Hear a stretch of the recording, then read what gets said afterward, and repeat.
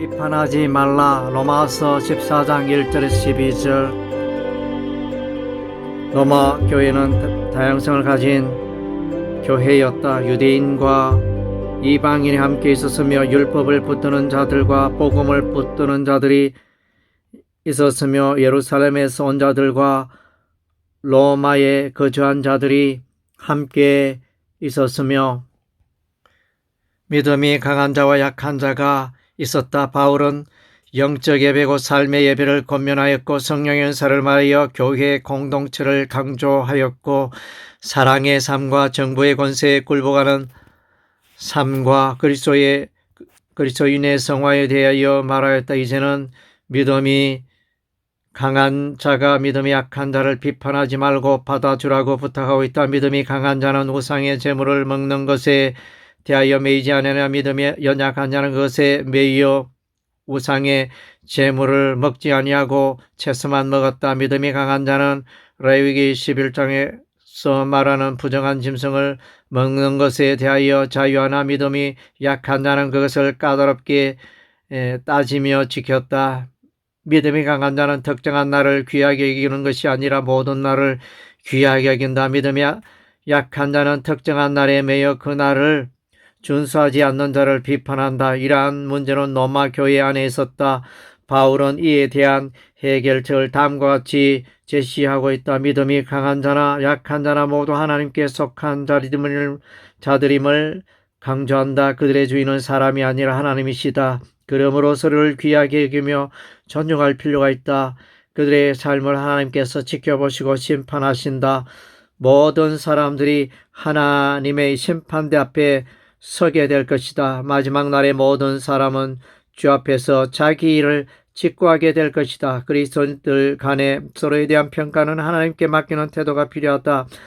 믿음에 강한 자들과 약한 자들은 모두 하나님의 영광을 위하여 살아가는 자들이다. 모두가 살아도 주를 위하여 살고 죽어도 주를 위하여 죽는 자들이다.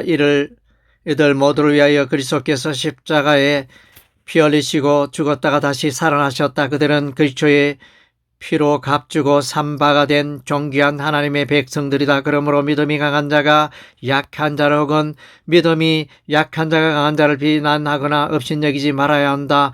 하나님을 대신하여 자기가 주인이 되어 판단하기는 피해야 한다. 하나님께서 존귀 여기는 자를 우리도 마땅히 존귀 여겨야 한다. 바울은 고린도 교회를 향하여 그들이 자기로서 자기를 헤아리고 자기로서 자기를 비교하니 지혜가 없도다 하였다. 예수께서도 비판을 받지 아니하려거든 비판하지 말라. 너희가 비판하는 그 비판으로 너희가 비판을 받을 것이요 너희가 헤아리는 그 헤아림으로 너희가 헤아림을 받을 것이라고 하셨다. 예수께서도 가늠한 여인을 향하여 돌을 던지려고 하는 자들에게 너희 중에 죄 없는 자가 먼저 돌로 치라고 하였더니 모두가 돌아갔다. 형제가 내게 죄를 범하면 몇 번이나 용서하여 주리까 하고 베드로가 예수님께 말하였더니 7번을 70번까지라도 용서하라고 하셨다. 우리는 형제의 눈 속에 있는 티는 보지만 자신의 눈 속에 있는 들보는 깨닫지 못하는 경우가 의다하다. 성경은 모든 영역에서 우리의 일상적인 행동 기준을 제시하고 있지는 않다. 따라서 성경의 근거가 불확실하거나 모호한 것에 대하여는 신중하게 판단해야 한다. 이러한 것에 대한 자신의 판단이나 주장을 앞세우는 것은 기독교적 논쟁으로 치우치기가 십상이다. 이처럼 대수롭지 않은 것들에 대한 논쟁을 디아포라 논쟁이라고 한다. 이런 문제는 개인의 신앙, 양심의 자유에 맡기는 것이 현명한 일이다. 바울은 율법과 복음의 해석으로 말미암아 오는 문제들로 로마 교회 내부의 갈등이 있음을 알고 그 대안을 제시하고 있다. 60 화평가득 로마 14장 13에서 23절. 로마 교회에서 믿음이 강한 자와 약한 자 사이에 갈등이 일어났다. 바울은 믿음이 강한 자가 믿음이 약한 자를 포용하며 그들을 사랑하라고 부탁하고 있다. 앞부분에서는 주로 그리스도가 주인이기 때문에 믿음이 약한 자를 그리스도께서 판단하실 것을 말하였다. 이제는 그리스도에게서 그 약한 자 자신에게로 초점이 옮겨진다. 그리스도께서 믿음이 약한 자를 위하여 십자가에서 피 흘려 죽는 값을 치르셨다. 그리스도 안에서 그 약한 자는 매우 소중한 존재이다. 음식으로 말미암아 그 약한 자가 실종하는 일이 없도록 믿음이 강한 자는 세심하게 배려해야 한다. 이는 영혼을 구원하는 하나님의 사업에 걸림돌을 두지 않는 행위이며 하나님 나라의 장애물을 제거하는 행위가 될 것이다. 믿음이 강한 자나 약한 자나 모두가 하나님의 종의 신분임을 잊지 말아야 할 것이다.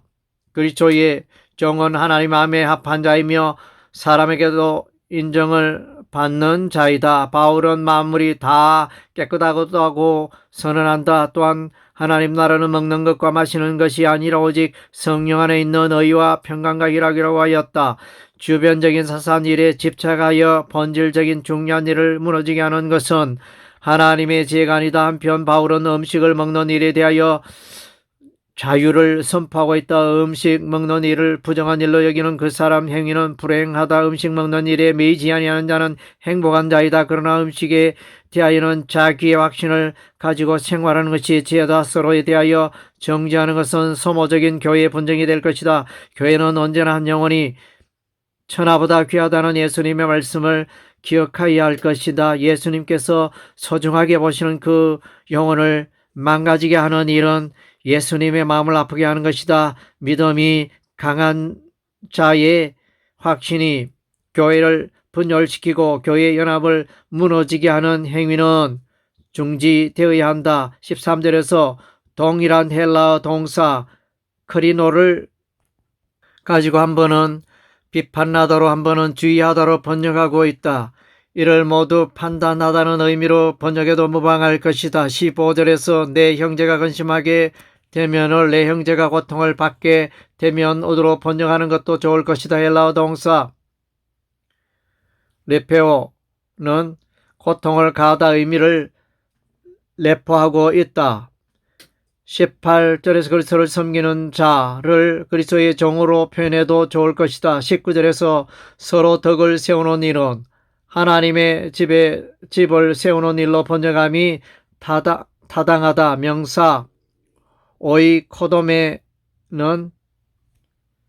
건축물을 세우는 것을 뜻한다. 이 단어가 고린도서 3장 9절에서는 하나님의 집으로, 에베소 2장 21절에는 건물로, 에베소 4장 12절 16절에서는 건축물을 세우는 일로 번역되고 있다. 14장에서는 하나님의 심판대, 하나님의 나라, 하나님의 사업이라는 표현이 나타나므로 하나님의 집으로 번역함이 타당하다. 20절에서 악한 것이라에 대하여 불행한 일이라로 번역함이 타당하다.